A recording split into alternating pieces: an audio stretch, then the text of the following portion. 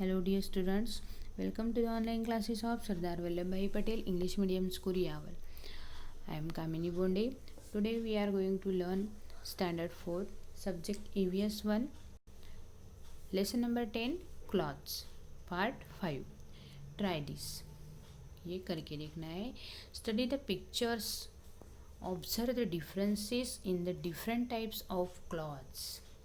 मतलब इन चित्रों को ध्यान से देखना है और पहने गए कपड़ों की विविधता आपको समझनी है.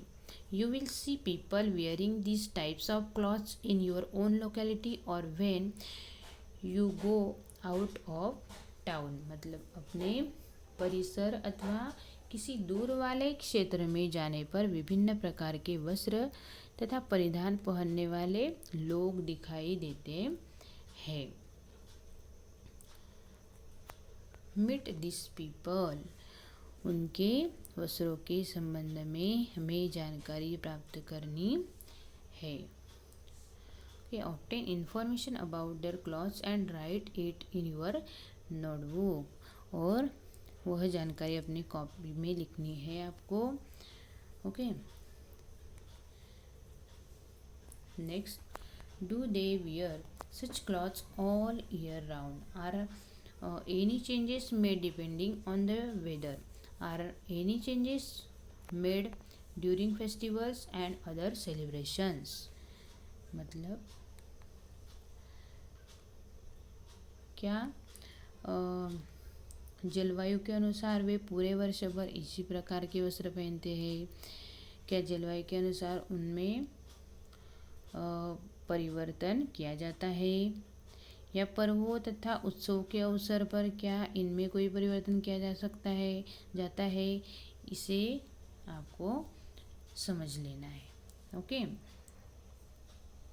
Next, there is diversity in clothing in Maharashtra due to cultural and geographical differences. मतलब सांस्कृतिक तथा भौगोलिक विविधता के कारण महाराष्ट्र के विभिन्न क्षेत्रों के निवासियों के कपड़ों में विविधता दिखाई देती है.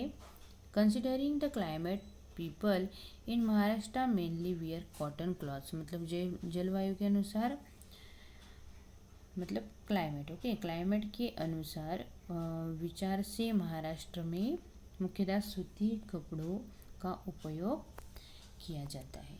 हमारे महाराष्ट्र में सूती कपड़ों का उपयोग किया जाता है. Try this. मतलब ये भी करके देखना है. क्या है देखो. Gather old as well as recent photographs of your grandparents and relatives. मतलब अपने दादा दादी जी, माता पिताजी तथा अपने जो भी रिलेटिव्स है, सगे संबंधी है, उनके पुराने तथा नवीन छायाचित्र एकत्र करने हैं आपको. Okay. Ask them when the photographs were taken and write the date behind each. उन लोगों से पूछना है कि ये जो फोटोग्राफ्स है, उनके छायाचित्र है, वो कौन से वर्ष में खींचे गए हैं. और इन फोटोज़ के पिछले भाग में आपको वह वर्ष लिखना है. Arrange them according to the year in which they were taken. मतलब उन्हें दिनांक से क्रम में व्यवस्थित रखना है. ओके.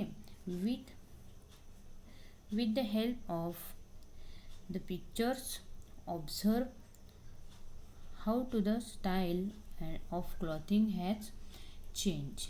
मतलब अब निरीक्षण द्वारा उनकी पोशाक में क्रमशः हुए परिवर्तनों को समझना है आपको. और find out the reasons behind this changes. ऐसे जो चेंजेस है, परिवर्तन है, वो क्यों हुए हैं, इनके कारण जानने का आपको प्रयास करना है. ओके.